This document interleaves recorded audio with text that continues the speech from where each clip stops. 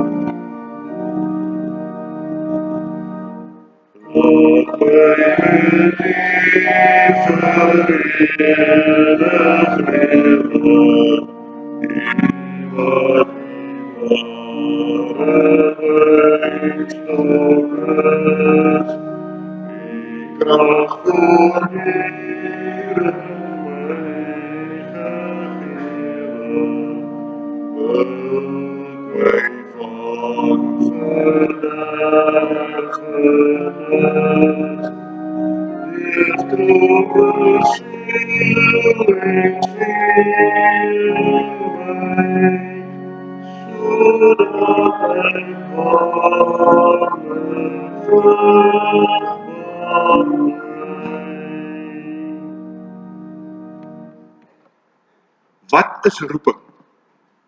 En wie is geroep? En ek dink dadelik sal elkeen van u vir my sê, maar dominee, jy moes geroep gewees het om te gaan studeer en om die woord van die Here te verkondig. En ja, jy is reg. Ten spyte van my ongehoorsaamheid vir, nou moet ek vandag dink, 42 jaar in my lewe, het die Here my gelukkig nooit gelos. En kon ek op 'n punt antwoord op sy roepstem.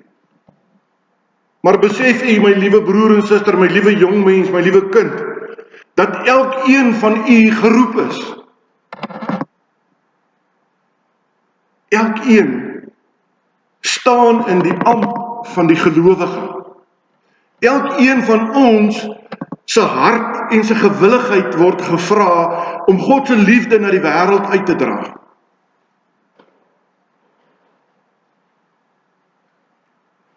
roeping is in die eerste plek 'n liefdesverhouding met God. Ons glo dit en ons bely dit baie maklik, maar om dit te leef, om dit te gaan doen, is nie so maklik. Wie van ons kon hierdie week wat verby is, in alles liefde gaan leef? Met ander woorde, al ons woorde, al ons dade, ja, selfs al ons gedagtes, was dit gevul met liefde? Nee, dit was nie so maklik. En dan het ek hierdie week daaroor nagedink en ek dink so baie oor Paulus wat vir die Here gesê het, "Ai Here, die goeie wil ek, maar die verkeerde kom altyd na vore." Sonde en om liefdeloos te lewe vernietig ons verhouding met God. En as 'n mens in sonde bly voortleef, verwoes dit jou liefdesverhouding met God. Wat bedoel ek hiermee terwille van die kinders? As ek kwaad bly vir pappa of vir mamma, vir iets wat in die verlede gebeur het, en ek hou aan hierdie wrok koester, is ek besig om my verhouding met die Here te vernietig. Want die Here sê, 70 maal 7 keer moet ons vergewe. Dink vir 'n oomblik mooi aan hierdie verhouding wat God met Adam en Eva gehad het. Hulle het saam met God gewandel daar in die tuin van Eden. En toe kom die versoeking en die sonde en Adam en Eva gaan kruip vir God weg. Hulle sien nie meer kans om verder saam met God te wandel nie. Later in die Bybel lees ons van Dawid. Dawid wat soms in die Bybel beskryf word as God se oogappel. Hy wat 'n besonderse verhouding met God gehad het. En toe kom die versoeking en die oorspel met Batseba, en dit maak Dawid en God se verhouding stikkend. Dawid val as waar uit emosioneel uitmekaar, en hy gaan kruip in sy kamer weg.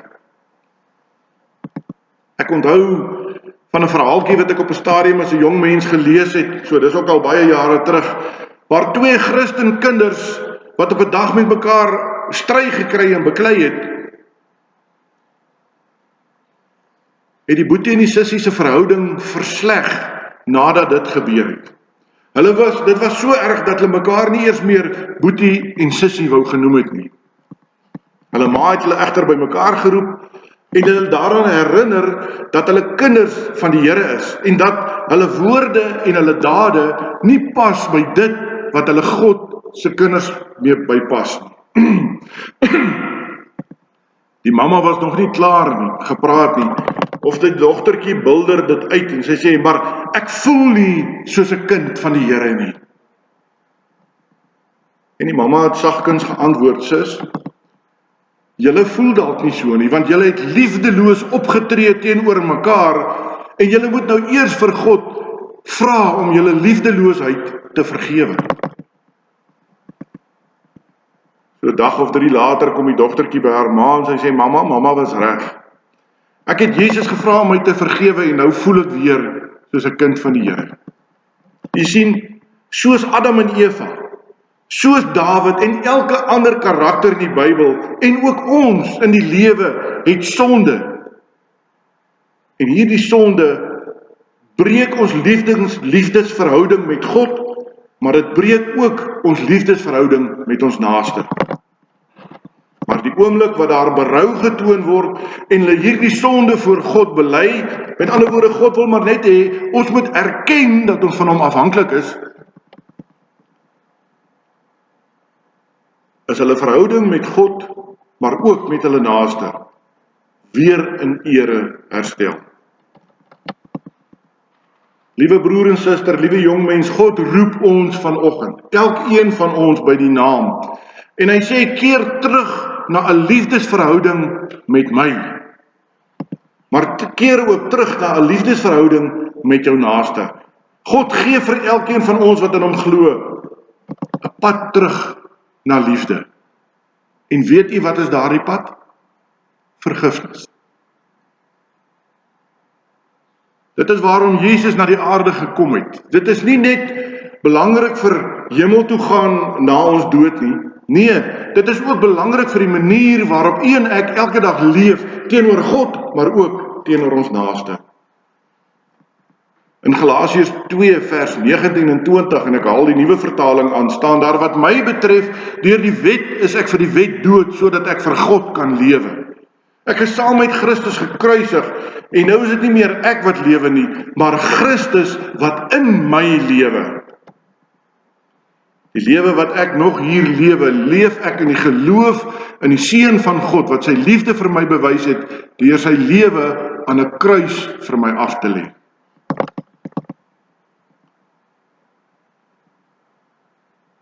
Mag ek u aanspreek vanoggend as my broer en my suster in die geloof? Want dan wil ek vir u vra, hoe het God se liefde jou lewe verander, vandat jy in 'n intieme lewensverhouding met God staan? Wat het anders geword, vandat God die middelpunt in jou lewe is? En dan wil ek hê ons moet nou Gesang 69, die tweede vers, sittende sing, en dan gaan ons aan by die prediking.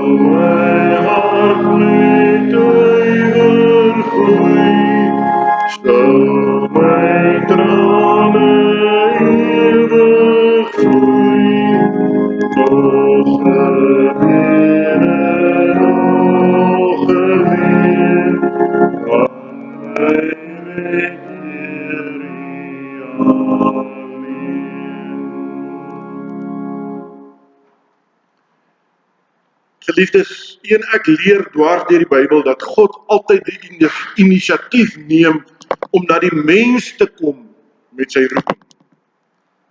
Toe God die wêreld wou verwoes met 'n watervloed, het hy dan Noag gegaan en hom geroep en gesê, kom bou die ark.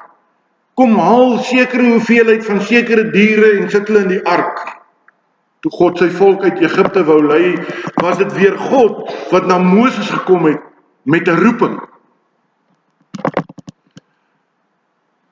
In Jeremia 1 lees ons, die woord van die Here het tot my gekom. Voordat ek jou in die moederskoot gevorm het, het ek jou geken. Hoor jy dit mooi? Voordat ek jou in die moederskoot gevorm het ek jou geken. Voordat jy gebore is, het ek jou aan my gewy en jou as profeet vir die nasies aangestel. Die Here praat nie hier net met dominees nie, of pastore, of wie hulle wil noem nie. Die Here praat hier met gelowiges. Die Here praat met jou vanoggend. En dan het Jeremia gekom en gesê, ag Here my God, het ek geantwoord, ek kan nie goed praat nie, ek is nog so jonk. En toe sê die Here vir Jeremia, jy sê nooit, ek is te jonk nie. Jy moet gaan na wie toe ek jou ook al stuur, en alles wat ek jou beveel om te sê, moet jy sê. Moenie bang wees nie, want ek is by jou. Ek sal jou red. Dit is wat die Here vir Jeremia gesê het. Hy het sy hand uitgesteek, my mond aangeraak, sê Jeremia, en vir my gesê, ek het nou my woorde in jou mond gelê. Ek stel jou vandag aan oor die nasies en oor die konings om af te breek en uit te roei, om te vernietig en plat te slaan, te bou en te vestig.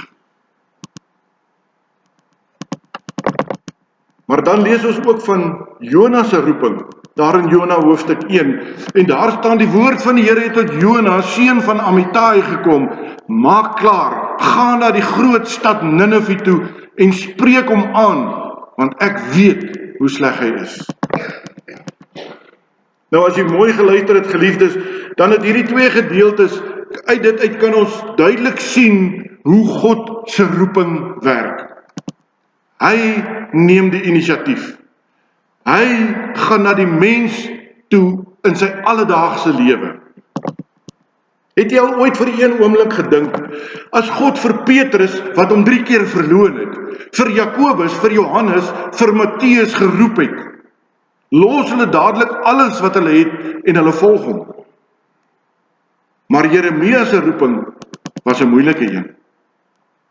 God het hom geroep om 'n onwillige boodskap, ongewilde boodskap aan die mense te bring. Hy moes dinge sê waarvan die mense nie gaan hou nie. Hy sou baie bespotting en verwerping ervaar. Daarom dat Jeremia ook soms na verwys word as die huilende profeet. Maar God het Jeremia gebruik om die volk te wys op die hardheid van hulle harte. En hulle weer stukkie vir stukkie af te breek en op te bou en hulle terug te bring na God toe. Geliefdes, as God ons roep om 'n bepaalde taak of bediening te doen, dan beteken dit nie in die eerste plek rykdom nie. Dit beteken nie aansien nie. Dit beteken nie mag of eer of gesag of wat u ook al aan kan dink nie. Soms beteken God se roeping juis navolging van hom in lyding. Die vraag is ons bereid om daardie prys te betaal ter wille van die koninkryk van God? Of wil ons eerder gewild bly onder mense? Ek moet ongelukkig vanoggend erken dat ek nogal op 'n manier weet hoe dit voel om ongewild te wees. Want ek moes soms ter wille van die koninkryk van God dinge sê en doen waarvan mense en in 'n spesifieke geval 'n familielid nie gehou het nie. Goed waaroor mense agteraf oor my skinder en oor my praat.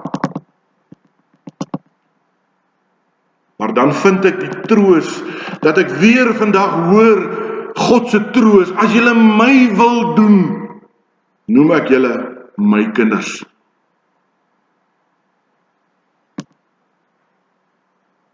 Vir baie van ons is die grootste uitdaging nie dat ons die wil van God ken nie, maar dat ons eerder nie gewillig is om gehoorsaam te wees aan die wil van God nie. Dink aan Jona. Sy opdrag is nie so moeilik soos Jeremia se nie. Die Nineviete staan reeds op die punt om hulle te bekeer, maar hulle het net daardie laaste klein bietjie aanmoediging nodig.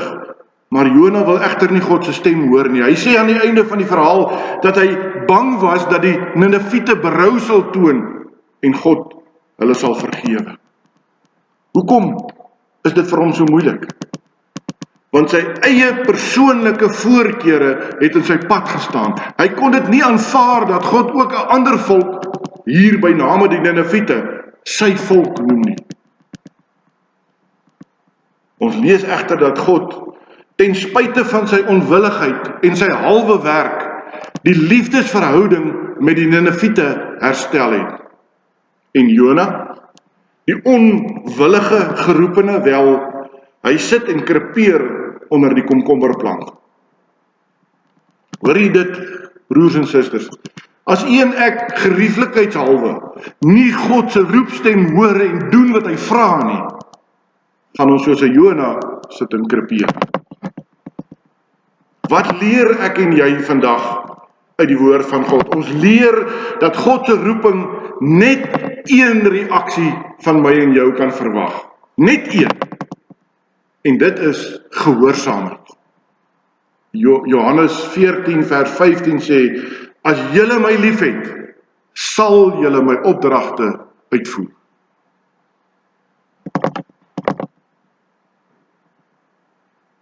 Ek wil afsluit. AP Kerk Kroonstad, as julle my liefhet, sal julle my opdragte uitvoer. Amen. Kom ons bid saam.